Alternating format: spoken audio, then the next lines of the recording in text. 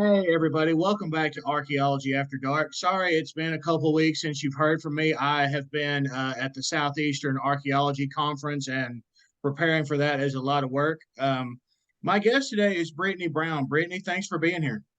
Yeah, thank you for having me. So tell us a little bit about yourself. Yeah, so I am a graduate student at Mississippi State University with their Applied Anthropology program. I am a bioarchaeology student focusing in Bronze Age Arabia.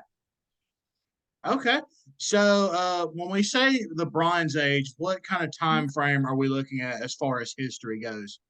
Yeah, so we're looking at so the site that I'm working at is a Bronze and Iron Age site.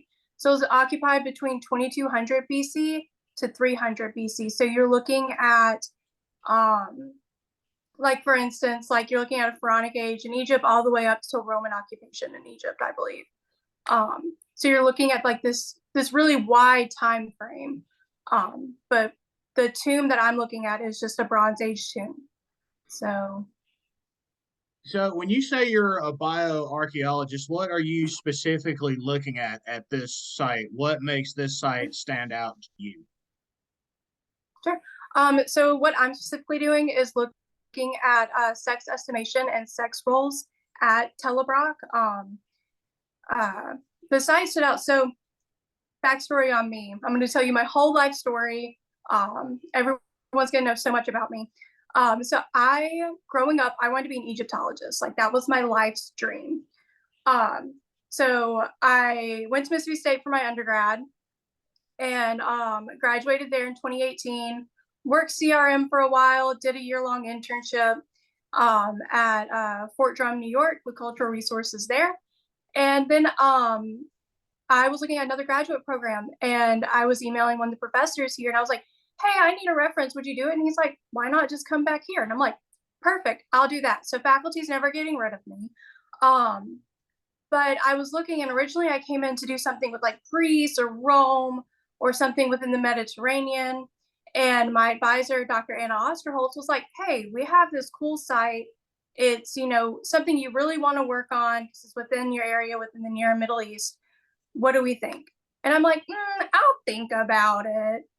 And so I spent a semester just reading about the site. And I'm like, this site sounds amazing. And I would try and like look at other sites and she like focuses in Croatia. So I started trying to read stuff about Croatia. And I couldn't get into it. I kept going back to Telebrock and I'm like, okay, this is my site.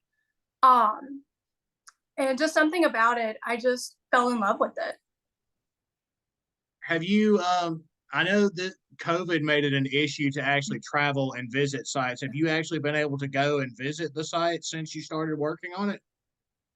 So, not Telebrock. So Mississippi State houses the remains for Telebrock. Um, and because a lot of the site is currently covered up by construction, because it's right outside of Dubai in the United Arab Emirates. So I haven't been able to travel over there, and there's not really a need for me to travel there right now. Because all of the remains are at Mississippi State, which is really great money-wise. But as for COVID, I was doing my internship during that time, and I was very fortunate to still continue to work. And I traveled in Fort Drum, 2 sites there during that time as well.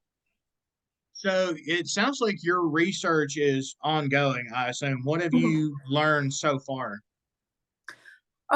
So right now, um, I recently just started this research, so it's brand new. Not necessarily brand new, but it's brand new to me. So I have just been looking at the history of the site and what people have been doing with their thesis topics, their dissertations. Um, and honestly, I went into this knowing nothing about Arabia, nothing at all, no history, nothing. So I bought textbooks, I bought history books, and I started teaching myself this history. I'm currently teaching myself Arabic with the help of the one of the professors at Mississippi State as well in our anthropology department. We just randomly speak Arabic, and then he's like, "That's great, you're doing great." So I Yeah, so I've been learning a lot of history, learning different like applications and different ways that things were done, like 70s and 80s Arabian archaeology versus now what we do in the US. Just things like that. Yeah, and for you students who watch this show, Brittany's actually giving you some really great advice. If you're starting on a new project, go back and look and see what other people have already done on the project. It gives you, options for research papers, thesis projects, even a dissertation if you find something, that you like enough to worry yourself to death.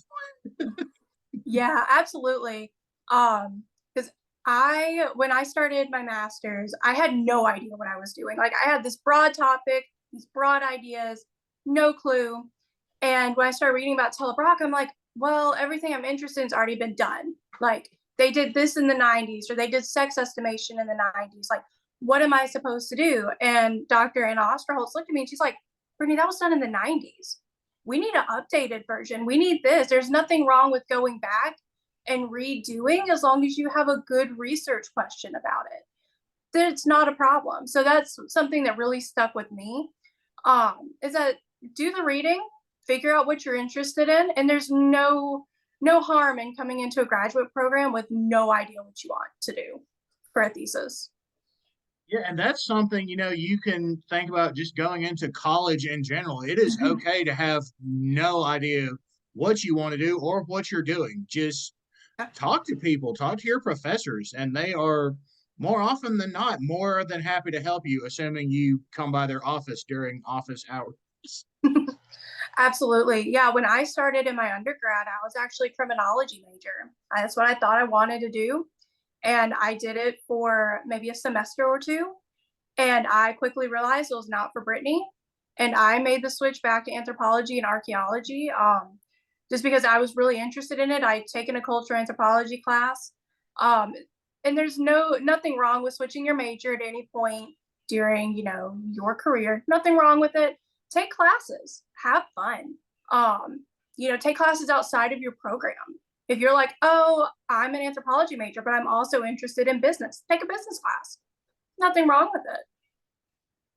Yeah, especially if you want to work for like a nonprofit organization like a museum or a university. Well, departments in a university are nonprofit organizations. They especially look for people with a business background because part of what you do at that point is business. Mm-hmm.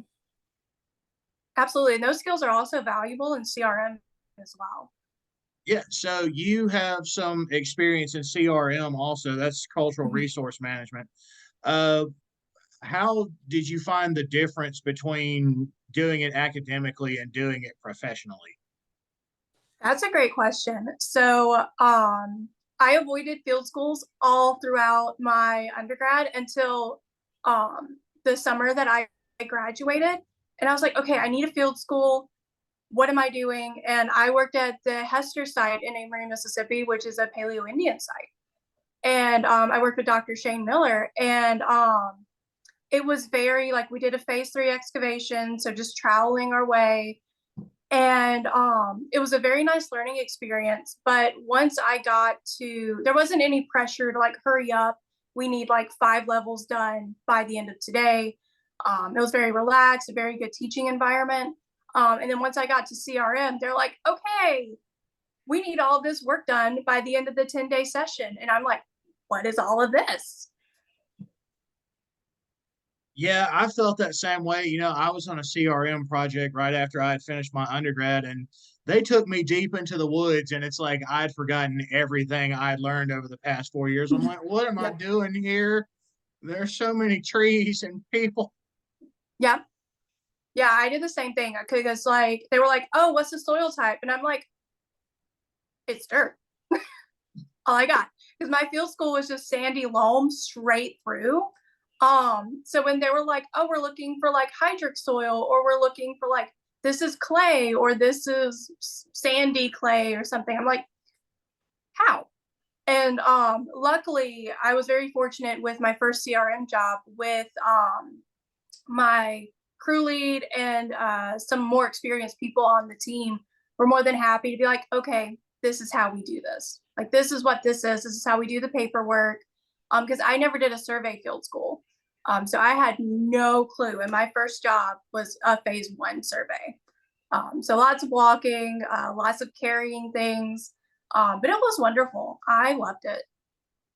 Yeah, I felt a little out of place doing a phase 1 also because they were like, just walk, dig. And I was like, Yeah. oh, okay, that's really simple. And I felt like there should have been more to it than just the walking and the digging, but that's exactly what it was, walking and digging and stopping intermittently to have a snack and hydrate. Pretty much, yeah. Yeah, I was really shocked because I'm like, oh man, we're like covering so many acreages, we're covering so many meters. We have to find something. And then I was really disappointed when I went a whole 3-month project with only finding one shard of glass. Yeah, So I did my first month or so. I must have done 100 shovel tests, all negative. I'm not gonna lie, it got a little disappointing. it did, but no, I love it. I've worked on phases 1, 2, and 3s all over the north, middle, Midwest, and Southeast. So I love it. I love traveling, and everywhere is different. So you've worked in a bunch of different regions. Which region did you like most? I know the heat gets to a lot of people here in the Southeast, and they're like, "Oh, I want to do this in the North," and then they do it in the North, and it snows on them every day, and they're like, "I want to go home." I've been fortunate enough to not work in the snow. I worked in Ohio in August, and that was incredibly nice. It was a phase 2, super easy. I loved it. Um, I don't know. Mississippi has its own charm, but it's not my favorite place to be in July and August. Louisiana is not my favorite place to be at all. So I think it just really depends on what time of year and what I'm doing too. So if it's a phase 1, then definitely the north. But if it's something exciting, maybe wherever I am. Yeah, if you're doing archaeology here in Alabama or the Southeast, the end of summer, beginning of fall is your friend. End of August, September, October, November, those are great. If you're doing it in June and July, you start to really question your decisions like, what, who am I and why am I here? At some point, you don't even notice the heat anymore. Um, because I remember my first time working like June, July, August on 10 days the entire time. I was like, oh my goodness, like I don't even notice the heat anymore when I'm out there. Like, yes, I'm thankful for a breeze, but at some point you just become so, used to it and so like zoned in to I'm ready to go home that you just don't notice. Yeah, and it's at that point when you get home from the project and you realize how cut up you are, you're like, yeah, this is part of what I do, and I need lots and lots of bandages. Yes, that yeah, lots of bandages. My first CRM project, I was in Louisiana going through just thickets, like walls of thorns, and it tore like my shirt and my arms. Like I was just all cut up. And I went home and I'm like, I don't even think a bandage is gonna work. It was just, not my Yeah, favorite place, but I had a lot of fun. yeah, I went a little crazy with the medical tape. Like I just wrapped it around each finger until I got some gloves that I actually liked, and I had like mummy hands for like 2 weeks. Oh, that's smart. I didn't even think of that. That's good. Yeah, I thought that was really clever, and it happened to coincide with like Halloween, so I just left them that way. They're like, Daniel, what's your costume? I'm an archaeologist, so you're not wearing a costume now. I was like, yeah, no, putting on a costume hurts because my hands again. Yeah. So what have you learned from all your educational experiences in academic and CRM? I know we've talked about this already, but we've talked about the differences. What are like the takeaways you've gotten from all of that? Oh. Um, Yeah, I ask bold questions here on this program. you do. Uh, I think there's some really good ones. So, one thing that I've learned, no matter where I am, whether I'm going out on an academic project or a CRM project, is learn the local wildlife. I had no idea alligators croaked or like made the little sound like frogs make. I had no clue until I was on the edge of a bayou and I was like, oh, that sounds like a pretty big frog. And I happened to look over and there's an alligator sitting there just chilling. And I'm like, okay, cool. So wherever you go, whether you're going like to Israel on a field school or you're working in Louisiana on a CRM project, make sure you know what the local wildlife is like. I learned during my field school that there are scorpions in Mississippi. Had no idea, but they were at our site apparently. So things like that are good to know. There is a difference between like academic excavations versus CRM, which we've already touched on. But yeah, also like talk to your professors. Your professors know a lot. And they're there to help you and teach you. So talk with them about what their experiences were like as well in whatever field they worked in, whether it was CRM or they're bioarchaeologists. Talk to them and figure out what their life was like and what their experiences were. Yeah, I totally agree with you on the wildlife, especially people who haven't, done a lot of this kind of work before. They tend to, I don't want to say panic, but they kind of like tense up a little bit, especially when you mention something like snakes or something that freaks a lot of people out. Like, especially learn like the snakes that are in your region. So, if you see one, to either avoid it or like seriously avoid it. Yeah, absolutely. I always hate telling my CRM stories because then people are like, I'll never go into CRM, but I have to tell the story. So I'm in the middle of the woods walking and I almost step on a snake. I don't know how I missed it, but I did. And it was a very brightly colored snake. And it like slithered away from me, turned around, looked at me dead in my eyes. And I'm like, oh, I'm leaving, little buddy. Don't you worry. As I'm like slowly walking away. And the thing charges at me. So I drop everything, shovel, screen, whatever I'm holding. I drop it and I just sprint. I run. And come to find out, it was like a green racer, like one of the racer snakes. And apparently they do tend to chase people. As I found out. So yes, learn your local snakes, especially the venomous ones. Luckily, that one was not venomous. I also wear snake boots. I found pretty cheap snake boots online on Amazon. And I wear those anytime I'm out in the field, just in case, because I wear contacts or glasses. So I'm already, can't really see that well. And then when things blend in with their environment, I'm like, huh, that's a weird looking leaf. And turns out it's probably a snake. So be aware of your environment and learn your snakes. Yeah, we took a field trip on a site. This was last summer. And, the city people, they don't see a lot of snakes. So, like I said, they panic easily. We had a little like rat snake slither in front of us, and one of my classmates actually like jumped up a tree to get away from it. And I was really impressed that this person got like halfway up the tree before they realized that they could come down. Yeah, I've always said if I encountered a hog, only adrenaline is going to get me up a tree because usually we're surrounded by trees with like no low hanging branches in the south. So adrenaline is the only thing that's going to get me up there. Yeah, and hogs again, people. I don't know if people have this problem in other places in the United States, but hogs are horrible here. They're destructive, vicious animals, and they attack people and destroy just everything, really. 100%. I've been very fortunate to only encounter hogs once. And unfortunately, I was in sugarcane that was about 7 feet tall. In a preference, I'm not 7 feet tall, so I couldn't see around me except for the row that I was on, but I could hear them around me. And then I saw one cross in front of me going in between the rows.